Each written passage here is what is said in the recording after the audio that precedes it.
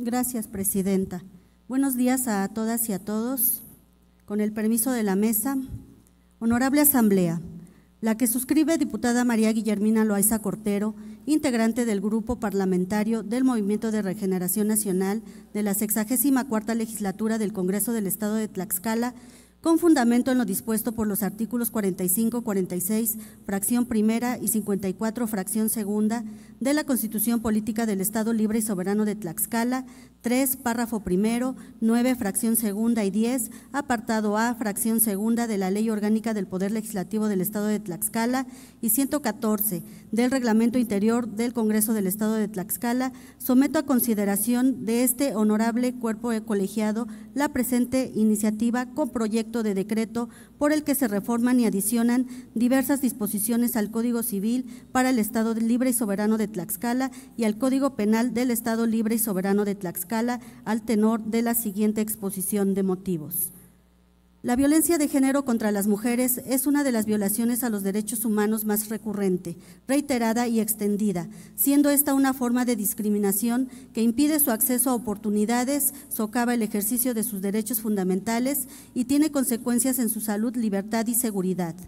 Teniendo en cuenta que prácticamente todas las mujeres están expuestas a sufrir algún tipo de violencia, ya sea en el seno de sus familias, en las áreas públicas, en el transporte, en los espacios escolares o laborales, en las redes sociales y cuando participan en la política cotidianamente, sin importar su edad, condición socioeconómica, identidad y orientación sexual, su pertenencia étnica o su discapacidad, ya sea en el área rural o urbana, en una entidad federativa del norte, sur o centro del país. Los actos de violencia dañan su integridad y vulneran su derecho a vivir una vida libre de violencia. Por lo tanto, la búsqueda por erradicar la violencia que se sigue ejerciendo en contra de las mujeres ha revelado la urgente necesidad de fortalecer las instituciones a nivel federal y local para prevenir, atender, procurar e impartir justicia con el fin de proteger sus derechos humanos, al dotarlos de mecanismos cada vez más eficaces para salvaguardarlos. Es así que cobra especial relevancia la conformación del marco jurídico existente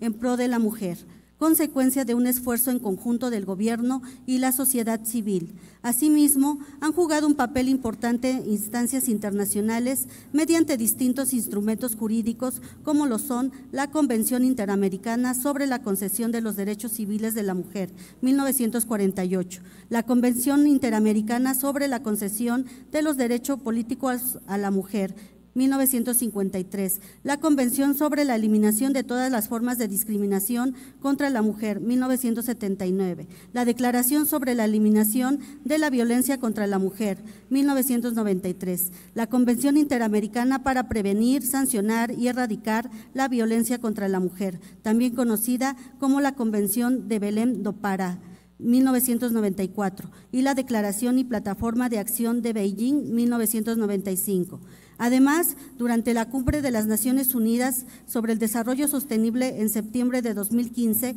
se aprobó el documento denominado Transformar nuestro mundo, la Agenda 2030 para el Desarrollo Sostenible, suscrita por 193 Estados miembros, entre los que se encuentra México, consistente en un plan de acción con diferentes vertientes, en el que se plantean 17 objetivos con 169 metas que abarcan las esferas económica, social y ambiental, mismo que reconoce la necesidad de construir sociedades pacíficas, justas e inclusivas que proporcionen igualdad de acceso a la justicia y se basen en el respeto de los derechos humanos, concretamente en su objetivo 5, llamado Igualdad de Género, cuya meta a destacar es la de eliminar todas las formas de violencia en contra de las mujeres y niñas en los ámbitos público y privado. Los instrumentos internacionales anteriormente mencionados constituyen referentes invaluables en la lucha de la mujer. Por otra parte, en el ámbito nacional, el 1 de febrero de 2007, en el Diario Oficial de la Federación, se publicó la Ley General de Acceso de las Mujeres a una Vida Libre de Violencia, como instrumento de orden público, interés social y de observancia general en todo el país, con el objetivo de definir la coordinación entre la Federación, las entidades federativas y los municipios, para prevenir, atender, sancionar y erradicar la violencia contra las mujeres, en el cual se establecieron los principios rectores que a partir de ese momento regirían al Estado mexicano en su lucha contra la violencia de género, atendiendo a los tratados internacionales ratificados en la materia. Dicho instrumento permitió a su vez la emisión en nuestra entidad federativa de la respectiva ley que garantiza el acceso de las mujeres a una vida libre de violencia, expedida mediante decreto del Honorable Congreso del Estado y publicada en el Periódico Oficial del Estado el 13 de diciembre de 2007. En el año 2012, el Poder Legislativo Federal aprobó la reforma en la que se tipificó el feminicidio como delito autónomo en el Código Penal Federal. Por lo anterior, la legislación del Estado se reformó para armonizar el marco normativo local con el federal, así que por decreto del Honorable Congreso del Estado, publicado en el Periódico Oficial en data 9 de marzo de 2012, por el que se adicionó al Código Penal del Estado Libre y Soberano de Tlaxcala en su libro segundo, título 18º, un capítulo 10 denominado Feminicidio, con un artículo 284 bis. Cabe mencionar que al tratarse de un delito de fuero común que se persigue a nivel local, cada entidad federativa ha llevado a cabo su proceso de tipificación, por lo que se ha definido de diferentes maneras. Por tal razón, a través del Sistema Nacional de Prevención, Atención, Sanción, Erradicación de la Violencia contra las Mujeres, se impulsó la implementación del Programa Integral para Prevenir, Atender, Sancionar y Erradicar la Violencia contra las Mujeres, 2014-2018, como instrumento de coordinación que integra acciones, estrategias, directrices y medidas con perspectiva de género para garantizar el acceso de las mujeres a una vida libre de violencia, el cual estableció en su línea de acción 1.1.9, estrategia 1.1, capítulo 3, la promoción de la armonización del delito de feminicidio acorde al Código Penal Federal en las entidades federativas. Posterior a esto, en el Estado fueron publicadas una serie de reformas, mismas que dieron lugar al articulado vigente del Código Penal del Estado Libre y Soberano de Tlaxcala, que regula el delito de feminicidio, inserto en sus artículos 229 al 229 ter. Y aunque la trascendencia de estas reformas ha permitido el progresivo mejoramiento del tipo penal en nuestra entidad federativa, lo cierto es que aún no puede afirmarse que contemple el cúmulo de condiciones que se actualizan con motivo de la consumación de dicho ilícito, en el que se vulnera el derecho fundamental más preciado, siendo esto el derecho a la vida. Por otro lado, el Comité para la Eliminación de todas las formas de discriminación contra la mujer, en sus observaciones finales del 9º Informe Periódico de México en cumplimiento de la Convención sobre la Eliminación de todas las formas de discriminación contra la mujer, en su punto 24, inciso C, recordó su recomendación general número 35, emitida en 2017, sobre la violencia por razón de género contra la mujer, por lo que se actualiza la recomendación general número 19, reiterando al Estado mexicano que velará porque se tipificará el delito del feminicidio en todos los códigos penales estatales de conformidad con la Ley General de Acceso de las Mujeres a una vida libre de violencia. Asimismo, se normalizará los protocolos de investigación policial de feminicidio a nivel nacional y se garantizará la aplicación efectiva de las disposiciones del derecho penal sobre el feminicidio, por lo que actualmente se ha legislado sobre este delito en la totalidad de las legislaturas locales, empero la facultad soberana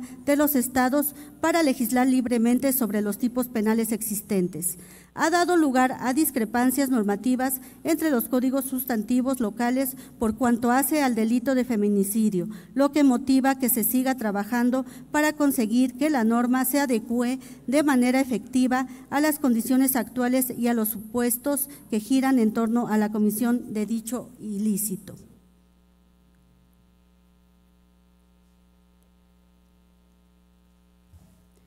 En el escenario familiar, las consecuencias que se generan al seno de esta por los feminicidios traen consigo víctimas indirectas que resienten de forma directa la ausencia de quien fue ultimada por un feminicida. Tal es el caso de las hijas e hijos de la víctima, que en muchas ocasiones también lo son del agresor. De ahí, una de las previsiones que debe integrarse como consecuencia de estos hechos tan lamentables es es el de privilegiar el interés superior del menor y contemplar lo relativo a la patria potestad de quienes han quedado en situación de orfandad por feminicidio. El interés superior de la niñez es un principio básico establecido en la Convención sobre los Derechos del Niño, instrumento internacional que fue ratificado por México el día 21 de septiembre de 1990 y publicado en el Diario Oficial de la Federación en data 25 de enero de 1991, norma que lo considera como un derecho subjetivo de los menores de edad y como principio interpretativo de cuantas medidas potencialmente pudieran afectar directa o indirectamente a las niñas, niños y adolescentes. Asimismo, de conformidad con el artículo 4, párrafos 9 a 11 de la Constitución Política de los Estados Unidos Mexicanos, al resolver temas en que se involucren derechos de las niñas, niños y los adolescentes, los juzgadores deben de tomar en cuenta aspectos dirigidos a garantizar y proteger su desarrollo, así como el pleno ejercicio de sus derechos. La Suprema Corte de Justicia de la Nación ha determinado que el interés superior de la niñez debe de ser el principio rector al momento de elaborar leyes o de tomar cualquier decisión judicial en relación con los menores de edad, el cual implica que el desarrollo de estos y el ejercicio pleno de sus derechos deben de ser considerados como criterios rectores, así como su aplicación en todos los órdenes relativos a la vida del menor, por lo que al momento de determinarse cualquier aspecto relativo a los derechos que confiere la patria potestad, no solo se refiere al derecho del niño a convivir con ambos padres o su representación legal, sino también a la protección integral del menor en sus aspectos físico, moral y social, su guarda y custodia, y la administración de sus bienes, por lo que la privación a estos derechos conferidos debe entenderse como una medida excepcional en lo que ello resulte necesario para la protección adecuada del menor. En este sentido, el artículo 9.1 de la Convención sobre los Derechos del Niño establece que los Estados parte velarán porque el niño no sea separado de sus padres con la voluntad de estos, a excepción de cuando las autoridades competentes determinen, de conformidad con la ley o los procedimientos aplicables, que tal separación es necesaria para salvaguardar su interés superior. Conforme a dicha norma, se entiende que el derecho de los padres a estar con sus hijos no es reconocido como un principio absoluto cuando se trata de adoptar medidas de protección respecto de un menor y tampoco tiene el carácter de preponderante, pues está subordinado a que dicha convivencia procure el interés superior de la niñez. Lo anterior con el fin de que prevalezcan los derechos de las niñas, niños y adolescentes a vivir en un medio ambiente sano en condiciones que permitan su desarrollo, bienestar, crecimiento saludable y armonioso, tanto físico como mental, material, espiritual, ético, cultural y social, en conjunción con el acceso a una vida libre de violencia y a la integridad personal, a fin de lograr las mejores condiciones de bienestar y el libre desarrollo de su personalidad, derechos que están consignados en los capítulos 7 a 8 de la Ley General de los Derechos de Niñas, Niños y Adolescentes. En suma, para poder decretar una medida tan grave como lo es la privación de los derechos de la patria potestad, debe comprobarse de forma plena que ha ocurrido un efectivo y voluntario incumplimiento por parte de los padres, establecer el alcance y gravedad de estos, además de las circunstancias concurrentes para poder atribuir las consecuencias negativas de las acciones y omisiones denunciadas. No obstante, de ello, se debe de recordar que el interés del menor constituye el límite y punto de referencia último de la institución de patria potestad, así como de su propia operatividad y eficacia, por lo que la misma está pensada y orientada en beneficio de los hijos, dirigida a la protección, educación y formación integral, cuyo interés es siempre prevalente en la relación paterno-filial. En esa lógica, cuando los juzgadores tienen que decidir una controversia, como lo es la pérdida de los derechos de la patria potestad, que incide sobre un menor de edad, deben tener en cuenta que éste requiere una protección legal reforzada y que la única manera de brindar dicha protección implica tener en cuenta todos sus derechos y el rol que juegan en la controversia sometida a su consideración, a fin de garantizar su bienestar integral, por lo que es necesario realizar un juicio de ponderación entre los derechos del menor a un desarrollo y bienestar íntegro y el de su progenitor a ejercer los derechos que emanan de la institución de la patria potestad, salvaguardando el interés superior de la niñez y buscando la solución más idónea a cada caso en particular. Dicho esto, se considera que la comisión del delito de feminicidio es una razón suficiente para condenar al sujeto activo del delito de feminicidio a la pérdida de la patria potestad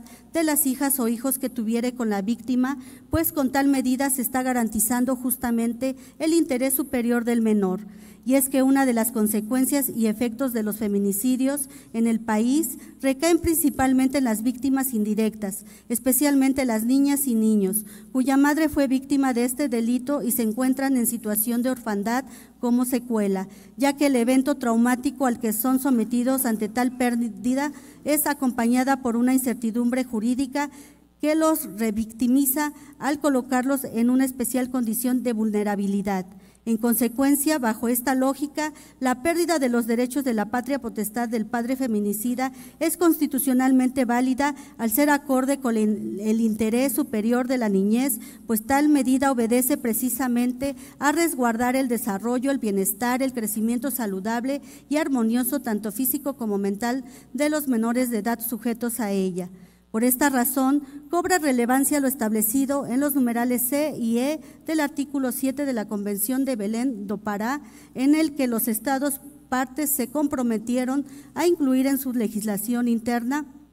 normas penales, civiles y administrativas, así como los de otra naturaleza que sean necesarias para prevenir, sancionar y erradicar la violencia contra las mujeres, adoptando las medidas apropiadas en cada caso, incluyendo las de tipo legislativo para poder modificar prácticas que respalden la tolerancia de la violencia contra la mujer.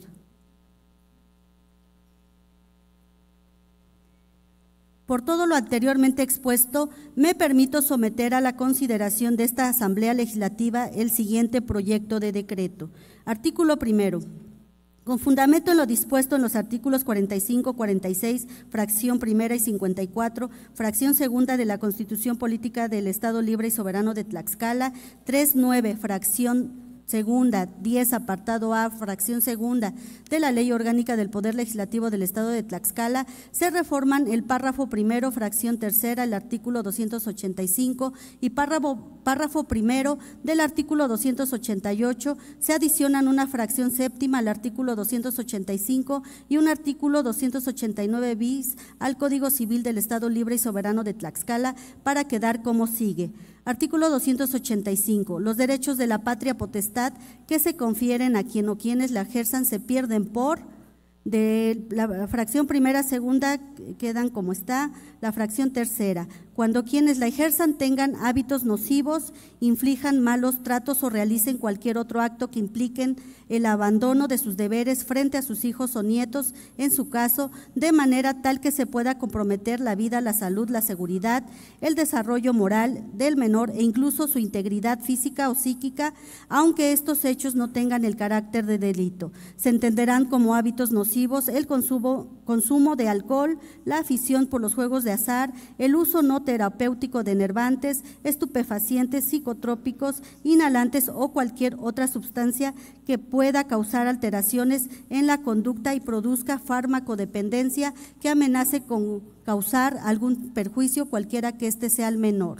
Séptimo, cuando el titular de ella sea condenado por delito de feminicidio en contra de la madre de las niñas, niños y adolescentes sujetos a patria potestad. Artículo 288. Los derechos que confiere la patria potestad se suspenden, artículo 289 bis, sin perjuicio en lo dispuesto en el artículo anterior. El juez puede, en beneficio de las niñas, niños y adolescentes, modificar el ejercicio de la patria potestad o custodia cuando la tenga decretada judicialmente, ya sea provisional o definitiva sobre ellos. Fracción primera, cuando quien la ejerce realice alguna conducta para evitar la convivencia de las niñas, niños y adolescentes con la persona o personas que tengan reconocido judicialmente su derecho a la misma. Y fracción segunda, cuando exista auto de vinculación a proceso dictado por delito de feminicidio en contra de la madre de las niñas, niños y adolescentes sujetos a patria potestad. Artículo segundo, con fundamento en lo dispuesto en los artículos 45, 46, fracción primera y 54, fracción segunda de la Constitución Política del Estado Libre y Soberano de Tlaxcala, 3, 9, fracción segunda, 10, apartado A, fracción segunda de la Ley Orgánica del Poder Legislativo del Estado de Tlaxcala, se reforma el párrafo séptimo del artículo 229 y se adicionan un párrafo segundo y tercero al artículo 229 ter del Código Penal para el Estado Libre y Soberano de Tlaxcala. Artículo 229. La pena se agravará hasta en una tercera parte cuando la víctima sea menor de edad, se encuentre en estado de gravidez, sea persona discapacitada, adulta mayor o tenga algún vínculo de parentesco con la persona sujeto activo, así como en el supuesto de que esta última cometa el delito en presencia de alguien que le corresponda el carácter de víctima indirecta en términos de la ley correspondiente, o en la hipótesis de que sea servidor público y haya cometido la conducta valiéndose de esta condición. Artículo 229 ter. En el caso de que tenga hijas o hijos menores de edad con la víctima, la persona sujeto activo perderá sobre ellas o ellos la patria potestad, guarda y custodia, régimen de visitas y convivencias, así como el derecho de alimentos que le correspondiere, salvaguardando en todo momento el interés superior de la niñez. Asimismo, se ordenará a las autoridades competentes la protección, prestación de servicios de ayuda inmediata, asistencia, atención y reparación integral del daño de las niñas, niños y adolescentes que hubiesen quedado en situación de orfandad por feminicidio o que hubieran presenciado este delito. Transitorios. Primero, el presente decreto deberá publicarse en el Periódico Oficial del Estado y entrará en vigor al día siguiente de su publicación. Segundo, se derogan las disposiciones que se opongan al presente decreto. Atentamente, Tlaxcala de Xicotenca, la 23 de octubre de 2023, diputada María Guillermina Loaiza Cortero, integrante del Grupo Parlamentario del Partido Movimiento Regeneración Nacional de la 64ª Legislatura del Honorable Congreso del Estado Libre y Soberano de Tlaxcala. Es cuanto, Presidenta.